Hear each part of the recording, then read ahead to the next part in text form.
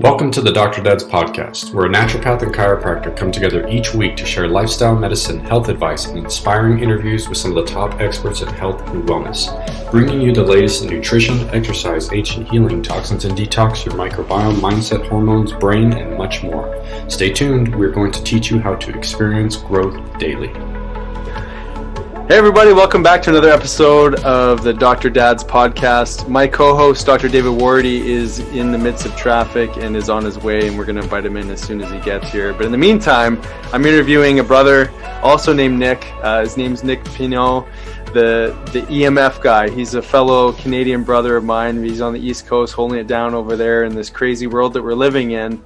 And I'm going to tell you a little bit about him before we get started, but you probably have come across his book because he's sort of blown the lid on helping people understand this challenging world, this challenging modern world that we live in with electromagnetic frequencies. So he's the #1 best-selling author of the Non-Tinfoil Guide to EMFs, an advocate for safe technologies.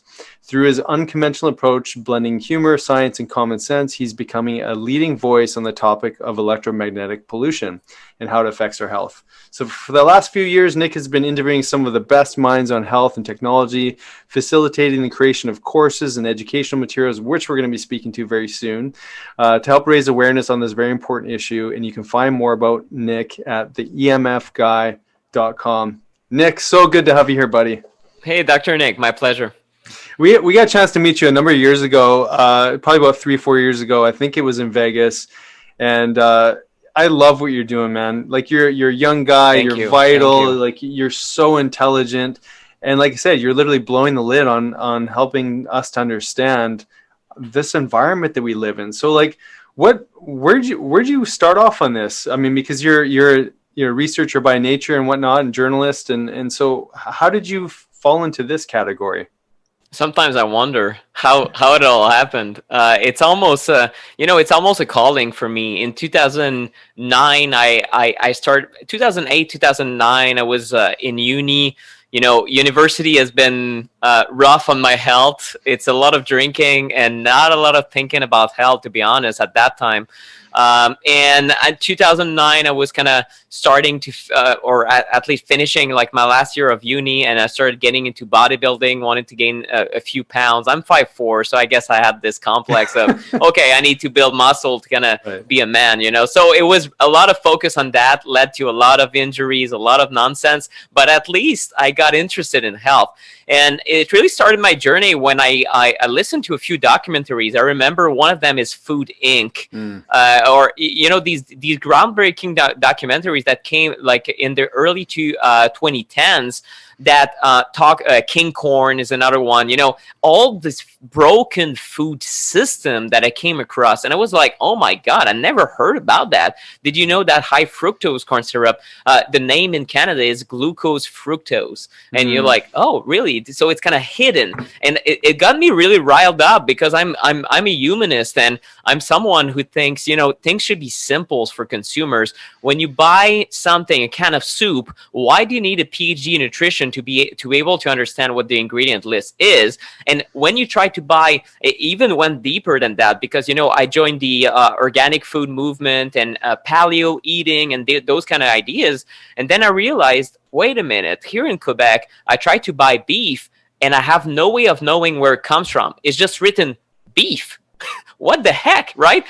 So instead of, I travel all around the world with my wife at the time, well, at the time I traveled, she's still my wife, but we wish to be traveling again, by the way. No kidding. And, I think next year we might do that. But I was in Bucharest or in many Eastern Europe countries or in Luxembourg, for example, and their labeling laws were flawless. You saw, for example, this comes from Luxembourg. This is grass-fed animals from this farmer in this region. Right. Wow. So this is truth in labeling. And I started reporting on that, writing in French at the beginning to my friends and family. Then I decided to switch to English just to have a more widespread audience, you know, and it was 2010. And then I published ebooks on nutrition, weight loss. And my approach has always been holistic, going back to nature, eating natural foods, and also trying to decipher what the heck you're buying at the grocery store. That was really my background, a strong interest in communications, and that's my background. I have a bachelor's in communications, and then I had also a background in copywriting professionally. I spent 3 years in advertising for TV, of all places. Now I'm not a big advocate for mainstream media, to say the least. I'm quite the opposite. But I really developed my skills there to be able to express myself and to also position ideas in a certain way. So when I stumbled upon EMFs 4 or 5 years ago, started reading about it, and what shocked me is that it was exactly in the same vein. Consumers are lied to or misinformed, or simply the information is omitted from them that cell phones are not safe. And I read Deborah Davis's book. She's a PhD with a Nobel laureate for a Peace Prize. She's extremely credible, and she has this book, Disconnect, that she published in 2015. Really opened my eyes, because why would a very mainstream scientist who's been fighting over stronger regulations for toxic chemicals argue that cell phones are not safe? It's kind of career suicide right there. So I'm very interested in contrarian ideas where people are putting it all on the line and are completely independent from any financial ties to governments or big corporations, and they're putting it all there, saying, guys, we have a massive problem. Consumers are not informed, and then this problem is not touching just a handful of organic paleo-focused guys that want to buy free-range eggs and are getting deceived. But we're talking about almost every single human being within the next few decades that's going to have a cell phone in their hands. In North America, it's almost true that it's basically everyone, including kids nowadays, that has at least one wireless device. If we talk about the phones or the smartphones or even the tablets, or the wearables, and if we include Bluetooth headphones in there, we include all the teenagers. Like, everyone has access and impacts to this electropollution. So it's really, to me, it was a calling, because I found out I opened this can of worms. And I never looked back. I published my book in 2017, and since then I've been trying to figure out how do we get the message out there in a way that people can relate to, and they don't feel threatened by Nick trying to tell them to not use Wi-Fi, and they say, no, that's my Wi-Fi, don't you dare. Right? So I'm trying to find different educational solutions where people feel that reducing their exposure to these waves is part of a healthy lifestyle.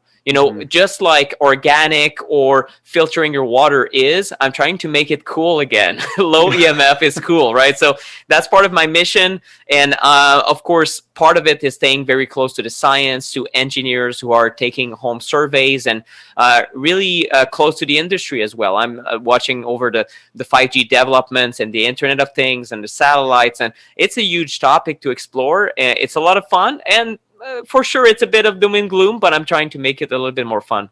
Well, that's what I loved about you in your book too. Like, I love how you brought in humor and tried to make it as accessible as possible, because, whether we like it or not, technology is absolutely married to us, and we're evolving with it, and we have to find the right relationship with it. So on that trajectory to evolution, do you think that, and we'll talk a little bit about what the EMFs are doing in the body, but do you think that there's a way, through our constant development, to get into a proper harmony with electromagnetics? Like, is there something better that we just haven't discovered yet that could actually work with our physiology? Or are you hopeful that that's the case?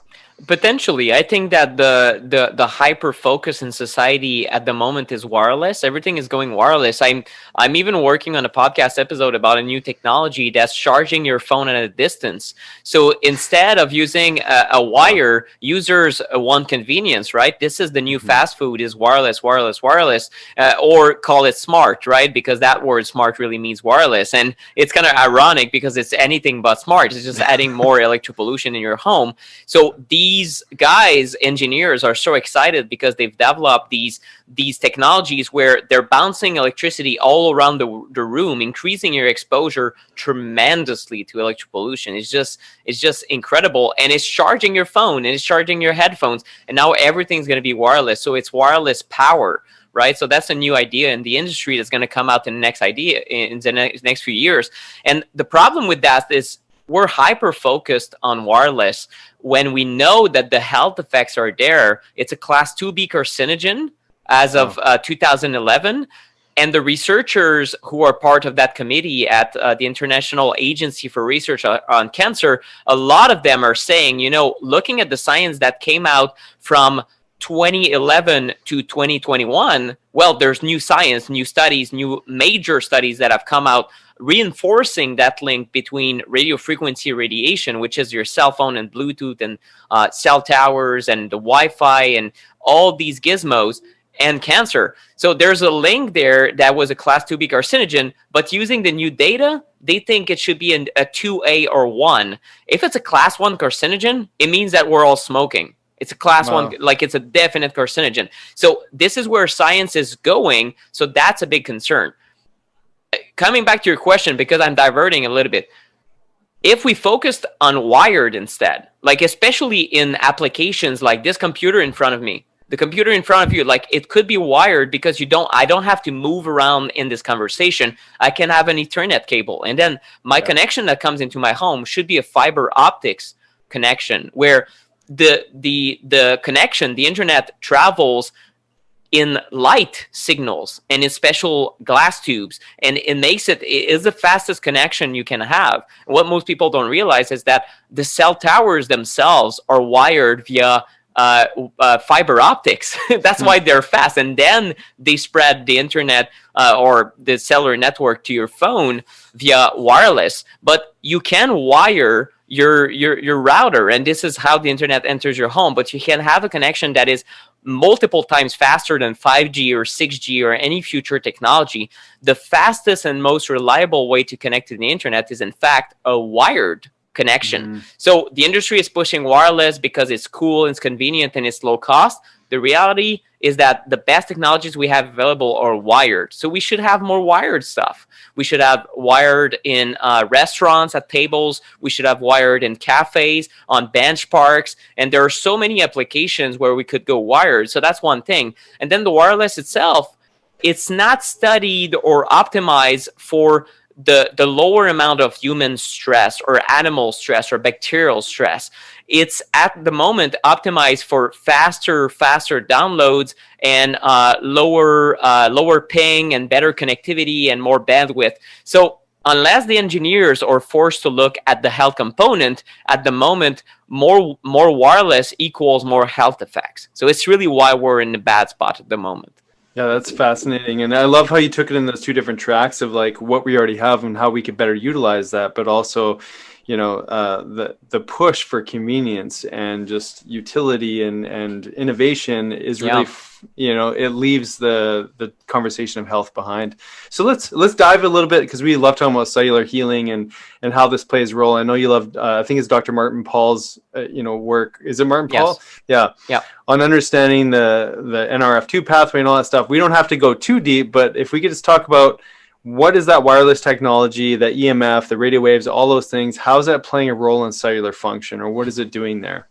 Yeah, there's a few theories that are going on. Dr. Martin Paul is one of the researchers that has put an hypothesis forward about the voltage-gated calcium channels. So in his mind, the main mechanism of damage from EMFs is that these voltage-gated calcium channels at the surface of the human cell, or cells that are found also in all of biology, including these channels have different variations of them, and also they could be impacting other ionic channels, such as magnesium or potassium channels or sodium channels, for example. But it could affect also plants, and this explains why plants also feel it. Bacteria, animals, all of life, all of biology would be impacted via channels.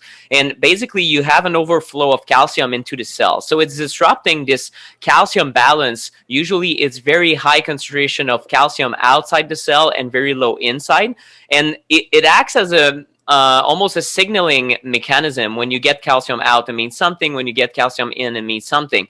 What happens when the EMF signal hits our cells or different cells in our body, it looks like it disrupts these gates that are supposed to stay closed, and it opens them very fast. And we know from studies on, in fact, technologies that are beneficial, like the PEMF technologies, pulsed electromagnetic fields. Arthur Pilla is a researcher on that, and he showed that this effect is happening within a few seconds of exposure. So we know that the effect is instant. So you have a Wi-Fi and your body starts feeling it, and now the calcium flows in faster. And what happens is then that there's a downstream effect to having too much calcium in the form of creation of different molecules that are damaging to the cell itself and probably the mitochondria. So one of them is peroxynitrite, and that's a nitrogen species. And what is special about peroxynitrite is that it's the only oxidative species that we know is able to travel into the mitochondria and cause damage because it's small enough. Whereas all the other ones that we suspect might be the root cause of disease, they cannot do that physically. They're too large. So it's just interesting to note that maybe it's at the very root cause of disease. And there's good research in many areas of medicine at the moment, including autism, including Alzheimer's, where peroxynitrite is started to be identified as a root cause molecule to look at for specific healing or the development of drug. Like, what if we can quench that peroxynitrite? How could we ameliorate autism or even concussions? So this entire pan of science of urgentology and diseases or injuries is looking at peroxynitrite for one reason. And then Dr. Paul said, well, I think we're getting damage from EMFs and creating that peroxynitrite in the first place. And it is mine, and that's his scientific opinion, that autism is caused by EMFs and our exposure to electropollution combined in synergy with chemicals. So it might be the glyphosate, it might be the heavy metals, and the accumulation over generation also, which is definitely in the scope of your work. I'm sure it's something you address. So we're increasingly toxic. And then we get the EMFs that weaken the immune system, prevent you from getting to sleep or sleeping deeply, might impact your blood sugar. So the effects are manifold because we're talking about an agent that could impact every single body system. So this is one way to look at it. Other researchers are looking at the direct effect on ATP production in the mitochondria. So it's sapping your mitochondrial energy over time. That would lead to the same thing. You could have effects to the brain, you could have effects to the heart, you could have effects to hormones. So it's why it's difficult in our time where everything must be reductionist, one ill and you get one pill to heal it. And then you look, I'm very discouraged when I look at Alzheimer's research and I see so many good minds put their efforts in what I perceive to be the wrong direction, like a non-holistic treatment. They're trying to do gene therapy and like, oh, we're going to fix this one illness. But other researchers like Dr. Dale Bredesen or other cutting edge guys are saying, well, maybe it should be a holistic way. And I kind of laugh when I see that. I'm like, well, functional medicine has been around for decades and decades, and this is what these guys are doing, right? So EMFs can cause a lot of things, and to lower the impacts of EMFs is also a lot of interventions. So you got to think about your EMF reduction in a holistic way, just like holistic medicine is a way to go. Holistic thinking about all the sources of EMFs that you're exposed to on a constant basis is also what's key when it comes to minimizing the effects.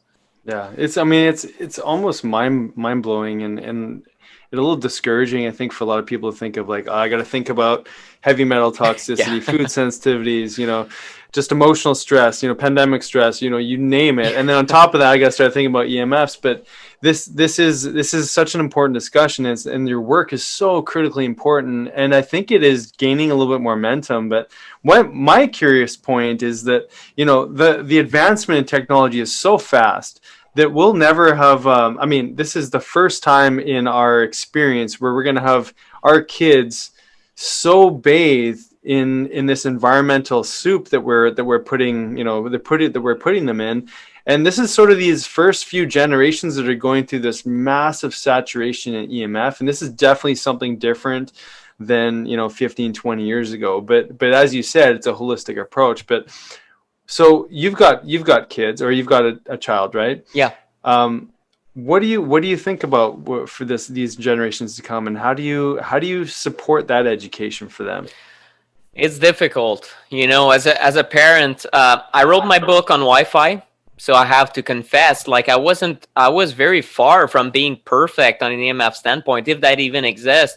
When I wrote my book on Wi-Fi at Starbucks, blasting myself in the face. So that's kind of ironic, but it was really a curiosity at the moment when I wrote it. Originally. Then I discovered that, when I work without Wi-Fi on an Ethernet cable, I feel better. Like I have more energy and I don't get brain fog. So I realized maybe I'm slightly sensitive, or I'm more impacted than I thought. So in a lot of situations, whether it's adults or kids, it's removing the agent that leads to the greatest benefits, or to them realizing how much it's used to impact them. Same thing for people who eat McDonald's all the time. Maybe they argue, I feel fine. I feel energized, and okay, it's not true that I don't sleep that good. And they kind of deceive themselves a little bit when they stop the McDonald's and maybe try a paleo diet 30 days straight.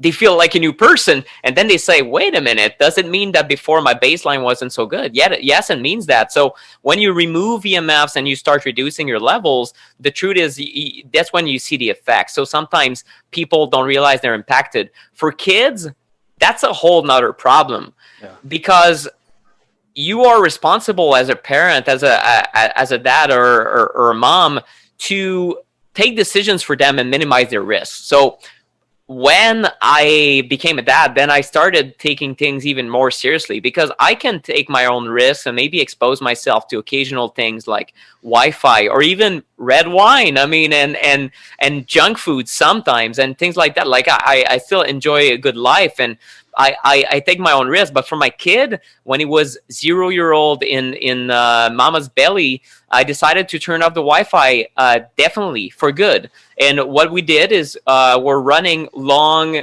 50 feet Ethernet cables from the router to this room here. And same thing with my wife's office there. She's a co-CEO of our company and a business coach. So she's always on the computer, but we're wired in. And at that point, we have no Wi-Fi in the home. We also have wires where we can wire in our phones, because there's a converter between Ethernet and the Lightning for if you have an iPhone, or you can have the equivalent for Android, and it's probably like USB-C or other models before that, micro USB and things like that. So you just look it up, but it's possible to wire your phone in. So what I do in the morning, I'll wake up and I look at social media. Not a good habit, still do it occasionally.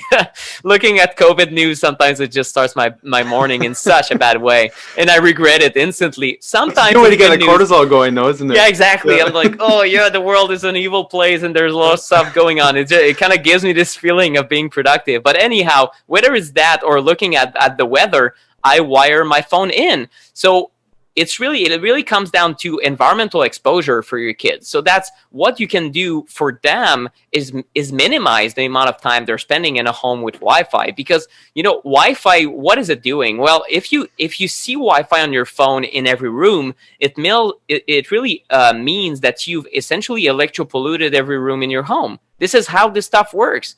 So it's everywhere. So if you remove it only a few hours per day during the night, you're already doing good for your kid. For me, though, it was an issue because my kid is always playing in the living room and the Wi-Fi is there. So proximity is also a big thing when it comes to EMS, to the intensity that you're going to get. So if the kid has a phone and maybe the kid is like 6 months old and playing with it because it's funny, well, it should be on airplane mode. Same thing for a tablet, for example. And I see a lot of parents, unfortunately, they're handing a tablet like a nanny. And that's not a judgment. It's just a societal reality that a lot of parents are struggling with kids' attention and things like that. And just to have them unplug a little bit or kind of turn off the kid button for a bit, you give them an iPad. And I understand the temptation to do that because everyone's doing it. So what would it be considered something unethical to do, right?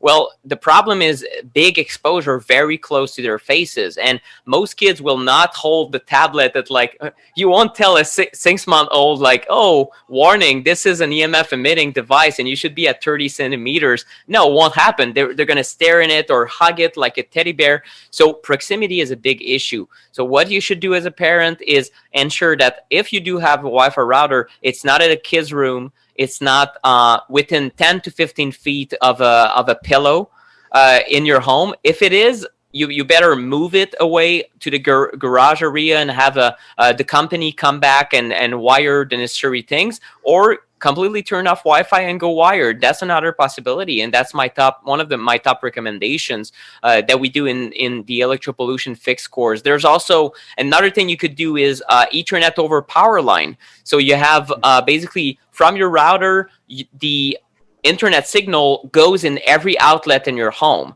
So now you can go to any outlet, plug a special device, and have an Ethernet cable go from the outlet to your computer. Wow. So imagine the entire electricity in your home is now, yes, there's like Wi-Fi signal, but inside the electricity in your home, right? So it's a little bit more contained. So you can turn off Wi-Fi and have Ethernet everywhere. That's another option. A little bit Ethernet is slightly better, but it's still something that does a job for some people who don't want wires to run everywhere. And I know for a fact, when you have a kid that's, let's say, 1 year old, he's going to pick up those wires and try to tear everything apart.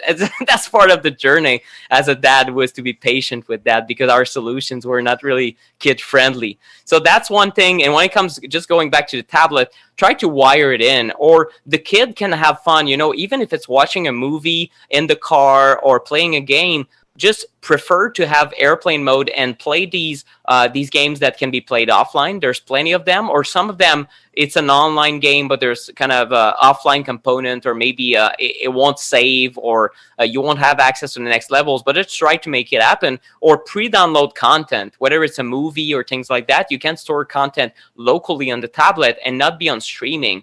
Like activities such as gaming or streaming, it's really the most EMF intensive you can get. So it's really, for kids, it's acute exposures to these machines very close to their bodies. It's really the number one thing you could do for your health, for their health and for your health, would be to create distance and minimize time of use in these situations. That's awesome. I love how you shared what you're doing at home as well. I mean, it's just such important information, and we've done that. I do that here in my clinic too. I wire into the internet. Nice. And I do that at home, and I need to get better at just flicking off the Wi-Fi at night. I think, David, you've got some timers on. But hey, David just jumped in. We got started on the podcast, and I know David's totally he's been so excited to talk to you too, Nick. So David, you've sort of jumped in halfway through here, but we talked a little bit about how Nick got into this. We talked about some of the the challenges obviously with parenting and how this plays a role in kids. We talked about some of the cellular mechanisms and whatnot as well, but I know you got a ton of questions for Nick. Nick, I was wondering if you could answer this. So one of the things I do at my house that was interesting, the builder decided to put the Wi-Fi router hookup about 5 feet from the bedroom where I sleep, or the master bedroom. So what my solution initially was, I put the modem in an RF cage, and then I put a kill switch on it to kick off at nighttime while we're sleeping. And I did notice there was a massive reduction, because I tested around the house once I put it in an RF cage. And I literally have to open the RF cage to get a signal across the house now, because it's literally that big of a difference. Is that enough, possibly using an RF cage, or would you still recommend to people to get it completely removed out of that area into another part of the house? Yeah, it depends. Like during the day, if it's close to your pillow, but you're not in your bedroom during the day, well, it's not that much of an issue if you turn it off at night. So it's really, we have something in the course we call the 3D system. It stands for downtime, then duration, and then distance. So downtime is the bedroom. So anything that impacts your sleep on an EMF standpoint is crucial, and it is 100% more important than other times during the day. And it is both in the science, and also the EMF mitigation specialists and also doctors that are EMF aware that have realized that I don't know if it's because of the impact on the nervous system that electropollution has, but it's really the sleep quality that suffers first. And then, blood sugar goes up and immunity goes down and hormones are all over the place. So if it impacts your sleep, it's really the number one thing you should look at. So if you already turn it off at night, and it's close to your bedroom, well, it's not that much of a big deal, except if, like me, you have an office in your bedroom. So that way I would be exposed. So it goes to number 2, duration. So if you spend a lot of time near that router, let's say 8-10 hours a day times 5 days a week, work week, it could be a big issue, because again, your biology will be there standing 5 feet from the router all day, every day. In that case, I would recommend, yes, the like having that cage, wave cage, or there's different models out there. It will dampen the signal a lot, so that's good. For some people that get more sensitive over time, maybe they would need to go all the way to turning off Wi-Fi completely, or move the router away. If it's the other side of the garage or something like that, where there's no one there, it would be beneficial. And it's also distance, so it closely intertwined. But you got to look at duration first. Some people, unfortunately, EMFs, you read about it online, is scary. And the reason we created the course is kind of these ideas that you should fear your toaster, or you should fear a blender, or things like that. And I made these mistakes in my book, to be quite honest, where I did talk about the fact, a blender will emit strong, large magnetic fields. It's very intense. You shouldn't put your face right next to the Vitamix while it's blending. No one does that. The noise is kind of very overwhelming anyway. But how much time does that represent in your day? Well, not that much. It's like a 1-minute task, even if you do it daily. Compare that to sitting in an office environment, and maybe you have a Wi-Fi connected computer right in front of you. Well, now it's 40 hours, 50 hours, some people 80 hours per week that you're exposed to Wi-Fi. So you shouldn't worry about your toaster that much. You shouldn't worry about these things that are occasional bouts of exposure, or even these things that maybe you have something that you consider very EMF dirty, but it's kind of outside somewhere in your yard and no one is there. So if it's not close to your body, you shouldn't really worry about these exposure first. So it really comes down to priority. So in your situation, maybe it's not that much of a big deal if no one is in the bedroom during the day while it's open. And when they're in the bedroom at night, well, it's turned off anyway. So you're already doing very good, I think. Oh, and I got to say, I did notice a big difference. Right after we saw you speak, I think it was 2-3 years ago, Yeah. I went ahead and put a cage, I put the kill switch, and I saw a massive change in my sleep quality. Wow. So like you were saying earlier, you don't ever know if that's what your baseline is until you remove some of these interferences, and then you see these big changes in quality. And then I have something I really want to share. So, you educated us so well. When I came back, I had a patient, I think within the next couple of months, come in. It was one of my clients that I see. She brought her daughter in, and her daughter was having horrible migraines. And she had taken her daughter to see a neurologist, and he put her on medication for migraines at 7 years old.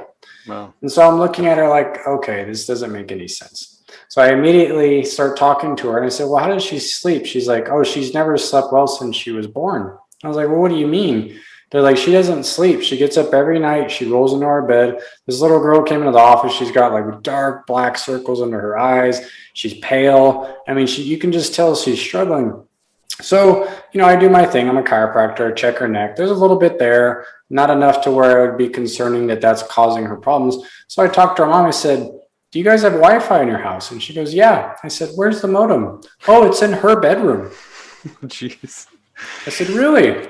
I said, okay, well, let's do this. Let's just experiment. I said, I want you to take the modem out of her bedroom and let's just see what happens. So that was on a Wednesday. And this girl's migraines were so bad, she was puking almost every other day. I mean, she just looked really rough. So that was a Wednesday. I got a text from her mom by Friday saying that her headaches were starting to get a little bit better. We're still there, but her sleep was already improving. She's like, she didn't come and roll into our bed. Her sleep quality has already improved. And that was just 2 days later. By Saturday, she said her headaches were gone and that her daughter was sleeping through the night, not getting up out of bed anymore. And so I saw the girl the next week. Black circles were gone. Circulation was back in her face. And she has not had migraines since. Wow. So the funny thing is they roll back to the neurologist and tell him this story after they go follow up with him. And he kind of just like shoves it off, kind of like, whatever, you'll be back in because she has migraines. But she has not had headaches since then. And she has like the best sleep since she was born at 7 years old, just from us removing this interference. So I mean, I'm in complete agreement with you. When you lectured us that day, like I was right on the same page with you, man. But when you see it in action, and you see that people don't really know these things and they're just not aware that these are contributing factors to their health, it's massive when you see those changes that quick and that fast. And I see it, man. I see a lot of headaches that roll in here where they think they're migraines and they have poor sleep. And it's, oh, where's the modem? Oh, it's in my bedroom. And so it's a very common thing, I think, that a lot of people are dealing with, and they're just completely unaware, man.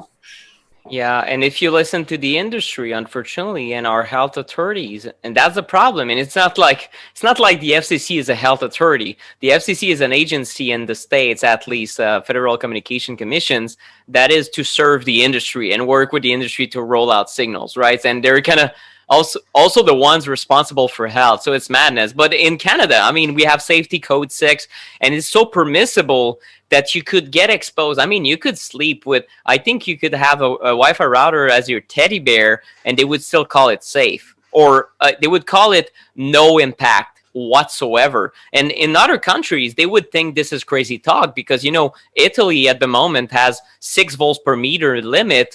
Canada would be 41.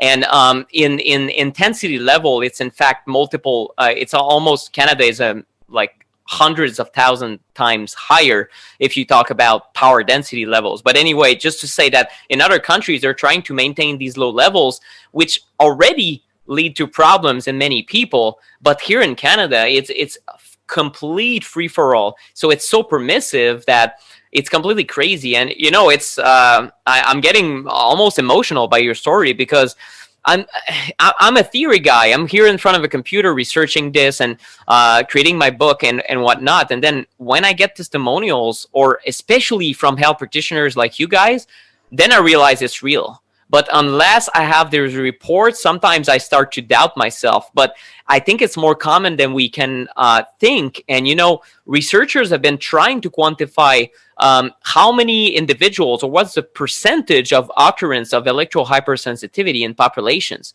A few researchers are working on it. They're not popular. They're not the most well-paid scientists or esteemed, because this topic, no one wants to touch it with a stick, right? So you have Dr. Magda Havas from Trent University in Ontario, Canada, and she said that according to her estimates, she's been spending decades and decades on this and other environmental toxins. She said that 35% at the moment of the entire population is already suffering from mild to moderate symptoms. And that would be pretty much what you described, like loss of sleep, maybe headaches. And then she said 3% to maybe 5% are completely debilitated. So in other words, they have something that we would call a chronic disease like MS or Alzheimer's, or something like massive heart palpitations, where people go from hospitals to hospitals with doctors that have like mystery illness level debilitation.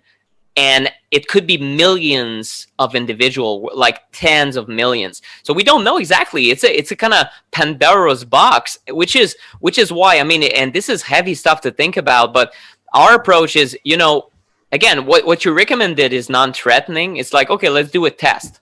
Let's remove these things and see how you feel, right?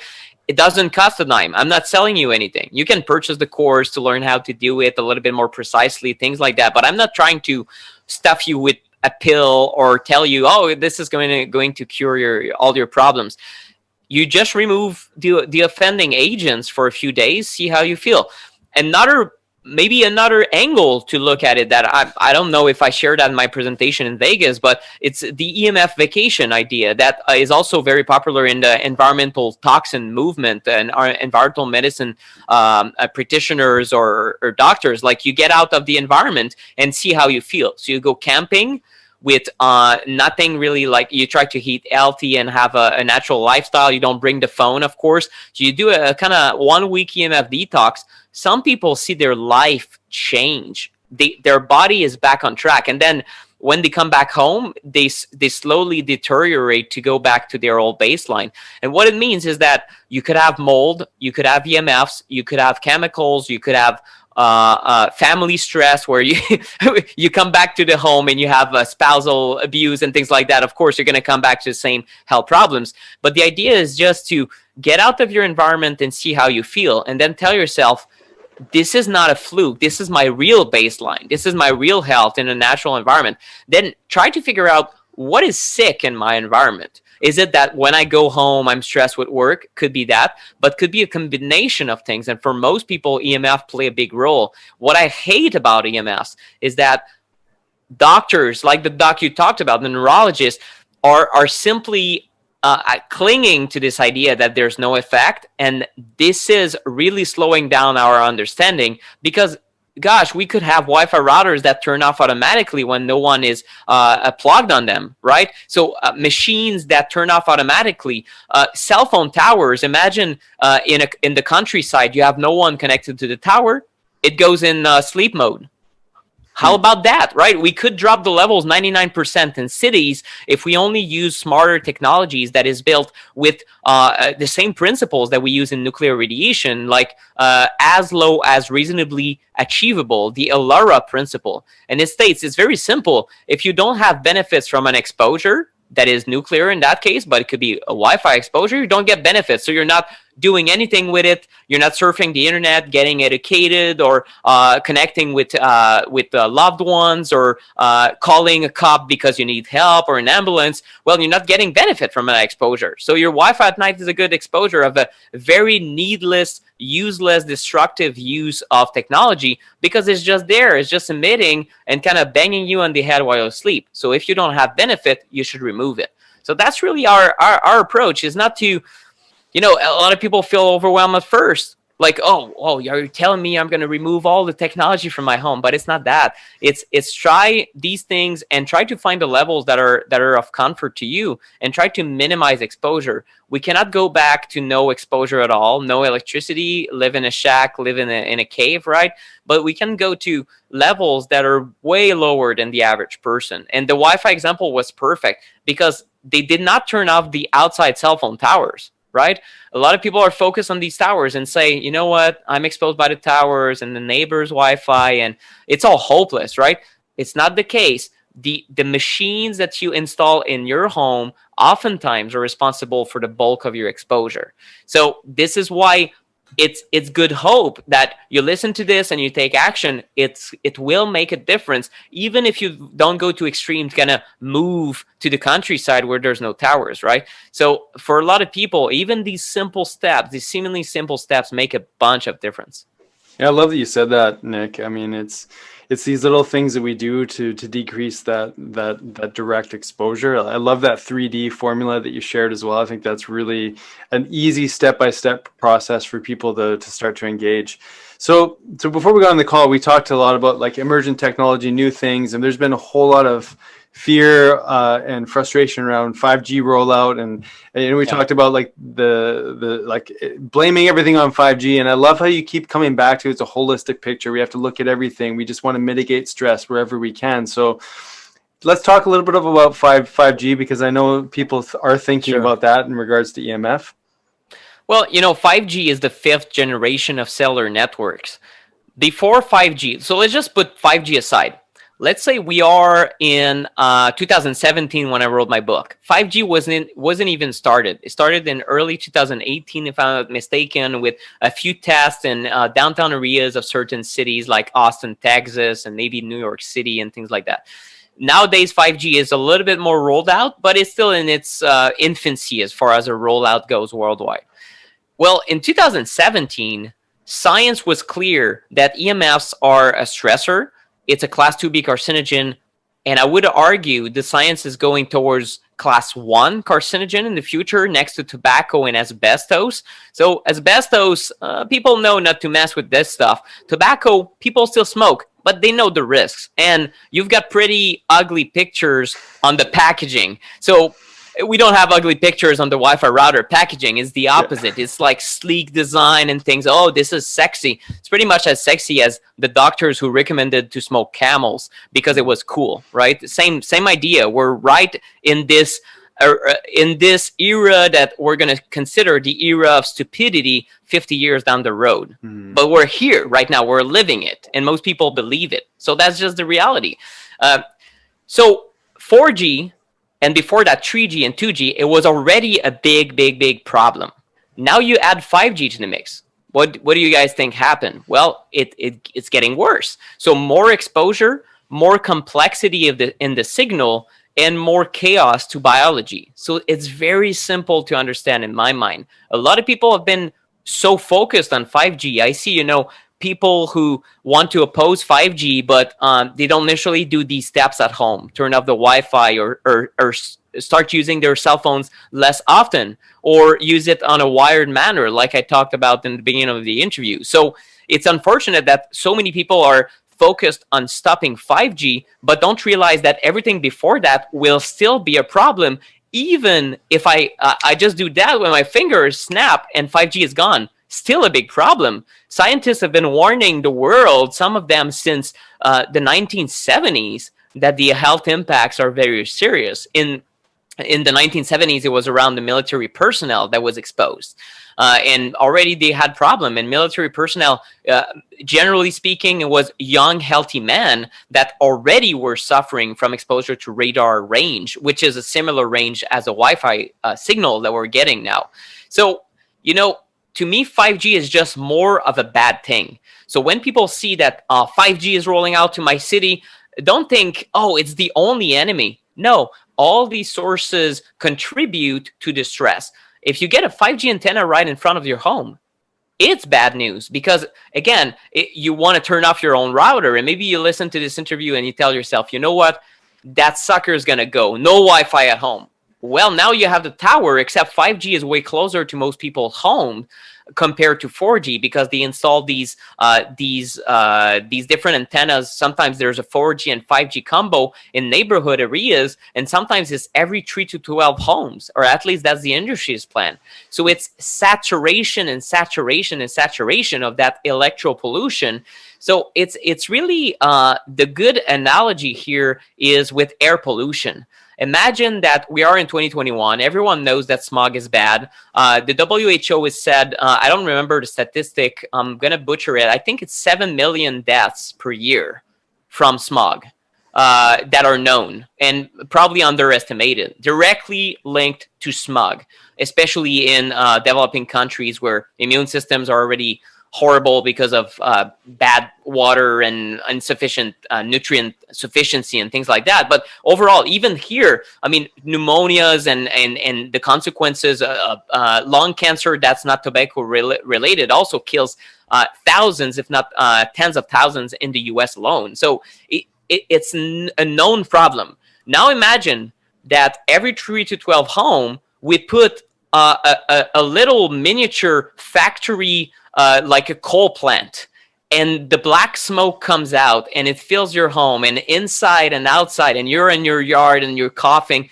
Well, everyone would think that's nonsense. The problem is that this stuff that we're exposed to, that electro pollution, first, it's not recognized as a problem. So industry is, oh yeah, go ahead and pollute. It's cool. It's cool to pollute. It means that you have better connectivity, right? So it's the opposite. The agent is still perceived as cool and cutting edge, just like cigarettes were in these Camel ads with doctors. Same thing. It's the cool thing to do, right? So that's the problem. And 5G is close to your home, exposing everyone, and it's bad news. What can I tell you? So yes, we should oppose 5G. The problem is, okay, let's say we oppose 5G.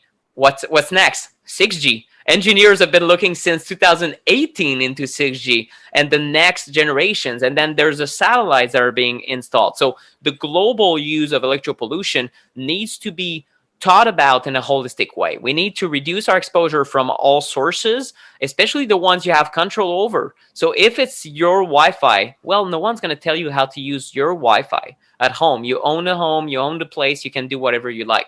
If you don't own the place, we have other strategies for that. But if you're a renter, for example, or you cannot turn off the Wi-Fi at night, what do you do? Well, there's all sorts of things that you can do. And this is why we should focus on that. So you can get involved. There are certain organizations that are tremendous, like 5gcrisis.com, which is a group of almost thousands of organizations trying to fight 5G in different cities and things like that. And I think their work is tremendous. We also need to think, what's going to happen next? So we need to focus, on saying, well, what do we want instead? right? Because we want fast internet. We want our kids to learn from the internet, and we want to be able to do calls like these because it's we're the Zoom generations during pandemic times and whatnot. And even without a pandemic, I would still be working in front of my computer and trying to spread my message. So it would be high-speed fiber optic to every home. We want that. We want every home to be built with Ethernet cables. Imagine that. If it would be standard to filter tap water, use non-toxic chemicals, use green technologies for low energy consumption in homes, and also ensure that we have homes with Ethernet cables, well, that's good. Like, these are regulations or ideas that could become popularized in today's society. So it's just that 5G is more of a bad thing, and we should oppose 5G and future use of technologies that are going to increase the problem, and embrace technologies that are going to decrease the electropollution problem. So you can call these the green technologies of the EMF space if you want. Like, the lower EMF technologies would be a good idea. It would be a step in the right direction. Mm-hmm. That's awesome. What are some, and we're getting near the close of the interview, but I want to hear, like, outside of doing what we can to control our environment, I know you're a big fan of hydrogen as well, but is there other tools that you think that you can utilize inside the body to make your body a little more resilient to the environment? Yeah, I think that probably the most powerful practice should be earthing, going barefoot on the earth, especially in natural environments. Because again, if you're in an unnatural environment like a city, and well, first on asphalt, you wouldn't get grounded. If it's other materials, you might. In a park area, you might. But you might be electrocuted a little bit too, because there's like underground power lines and all sorts of things. So generally speaking, I would walk barefoot in the grass, even in Montreal, just as a general principle, and get sun also, which is another type of natural frequency. What you're trying to do is to balance out your body and to give your body more of these natural Earth's frequency. Literally, you're getting DC voltage from the earth when you ground. And if you do it near a beach, or you swim in a lake or the sea, you're getting incredible amounts of voltage through your body. And what is it doing on a biological standpoint? It's kind of retuning your electrical body, your electrical gradient. It's kind of your body is picking up the info. It's saying, oh yeah, in fact, these are how, like, this should be the amount of voltage in my cell. This should be what my mitochondria is doing. And all the different systems are kind of balancing themselves out. If you understand the body as a bioelectrical being, it would be kind of your bioelectrical fix is to get nature. And if you go to a remote area and you're in nature, you're already doing kind of a good thing, because you're getting exposed to a more natural EMF environment. So these steps, I think they're critical for so many reasons. Just going in a forest boosts your immunity, like the research on forest. What is it? Shirin Yoku, right? Forest walking and bathing, exactly. Like, the Japanese have understood these things, and I love Japan. I went there for a few months, and like, this is the kind of science we need. Like, you go in nature, and all of a sudden, you've got pine trees shooting terpenes at you and making you a healthier person. And you're like, oh, thank you, trees.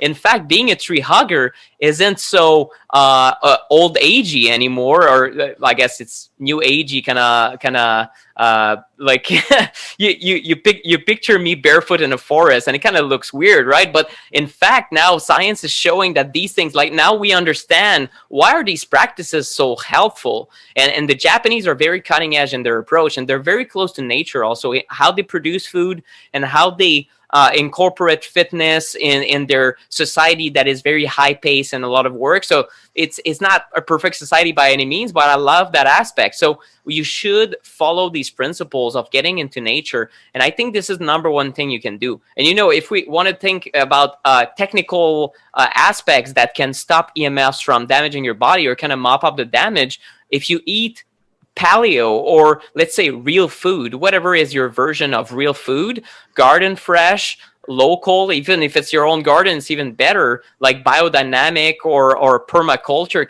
kind of deal. You're getting the antioxidants and you're getting the different molecules that are going to stimulate your NRF2 pathway. And what this means is your body's natural production of antioxidant, the SOD and catalase and glutathione, these internal defenses, not supplements. They can help too, but I'm talking about your natural state of how resilient are you to all this oxidative power that is electropollution. So just the fact that you're eating healthy and going in nature, right there, you're more resilient. So if you put someone eating unhealthy, living in a city, never connected to nature, and you expose them to electropollution, then you've got a double whammy. And then you understand why most electrosensitives, you will find them in cities unless they have been forced to move out in order to survive. And most people in cities, they don't realize they're impacted. So that's kind of a bad conundrum right there. Mm-hmm.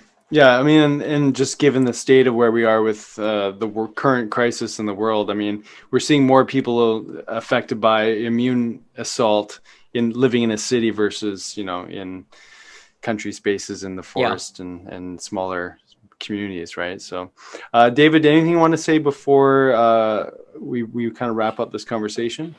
Well, no, I just love the way he's speaking to this. I just kind of wanted to bring it all together and tell our listeners, like, our body has this bioenergetic intelligence, and it best expresses itself when it's tuned to nature. Like we talked last week with the grounding stuff and the earthing, like he's speaking to.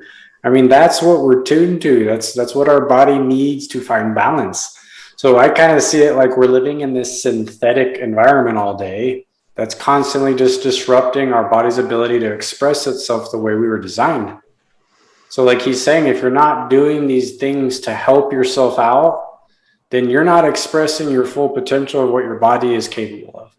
And then that is why you start to get sick. That's why you start not to feel well. So it's just an easy way. I think I just simplified in my head, but honestly, like, we live in a time where we have to do these things.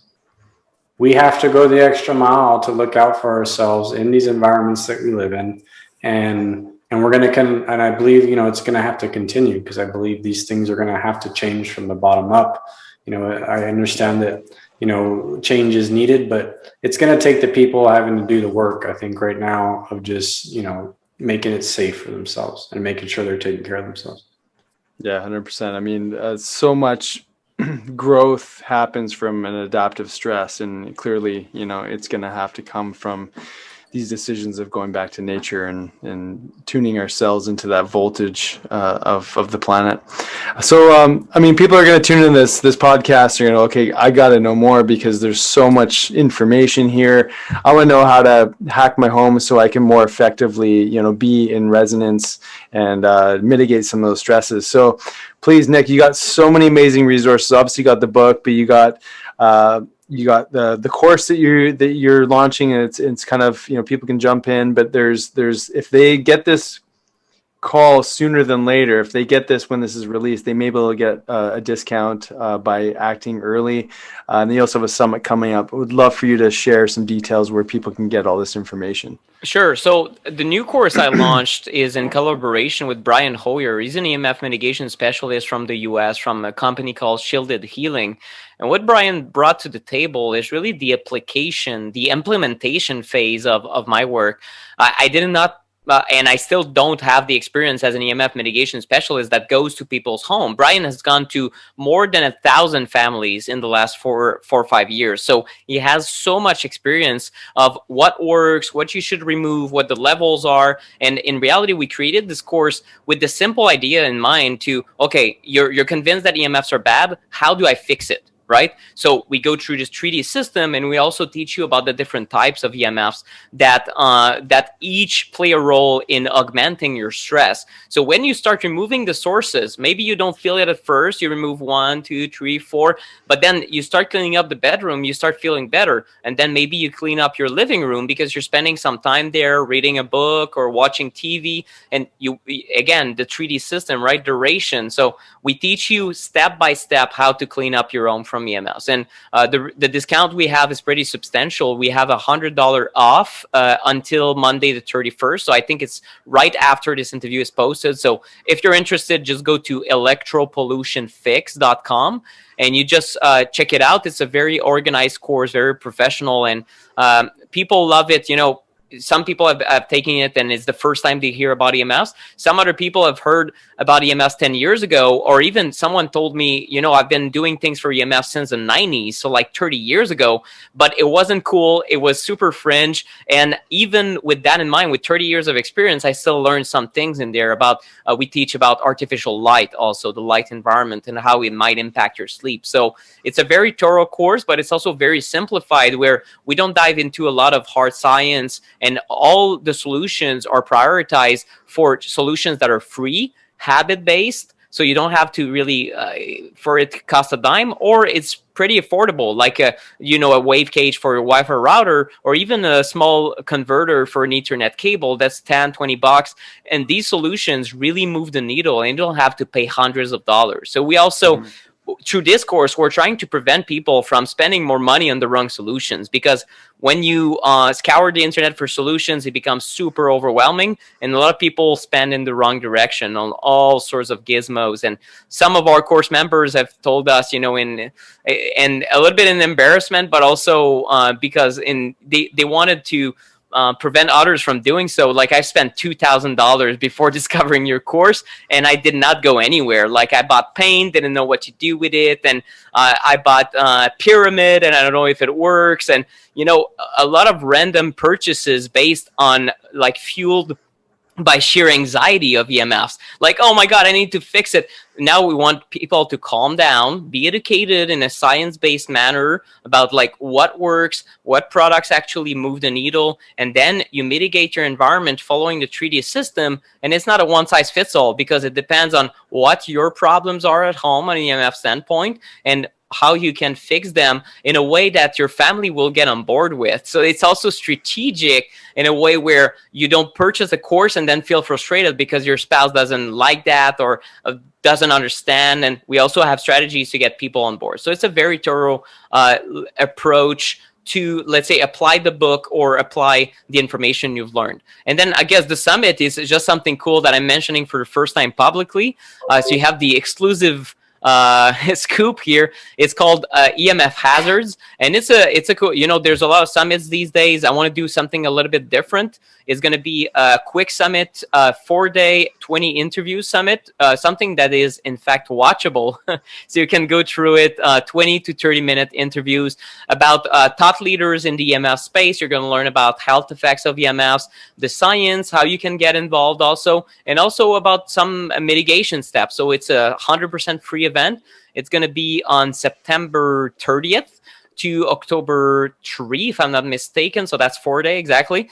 And I'm excited for that. It's the first time I put something together like that. I wanted to join the movement of this free online education kind of thing. And I think it's going to be exciting. There's some top leaders in the EMF space and top scientists that are going to talk, including Dr. Martin Paul, which now I have to record his interview 100% because I didn't mention it live. But he told me he would do it. So I'm crossing fingers.